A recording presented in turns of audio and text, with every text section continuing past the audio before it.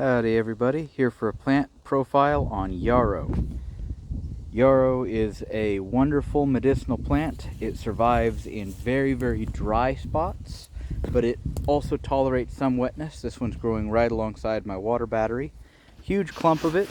This one's a wild variety, but there are cultivated varieties that are prettier to some people. I have a couple, but they look a little bit like wild carrot leaves, but the way I tell a difference at a distance, none of them are perfectly circle like carrot leaves are so circular. This is the most circular out of the bunch in my opinion, but none of them are perfectly circular. They are in the carrot family though. They're edible. People have for incredibly long time, probably longer than hops, used them to flavor beer. They are little bitty fern-like, little bitty fluffy things. They feel kind of hard textured in your hand. They're not soft and delicate. They give off a smell like nothing else. Very savory. They're quite intensely flavored, so you wouldn't use much whether you were making a soup or a beer, but people have historically used them a lot like bay leaves. You just throw a leaf into your soup as a seasoning.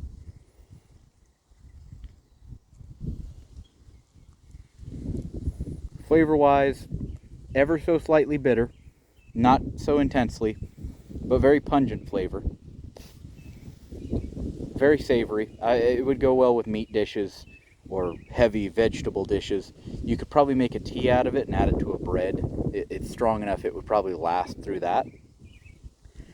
It doesn't taste a thing like rosemary, but my brain connects it to rosemary for some reason, probably because they're both kind of tough and very potent.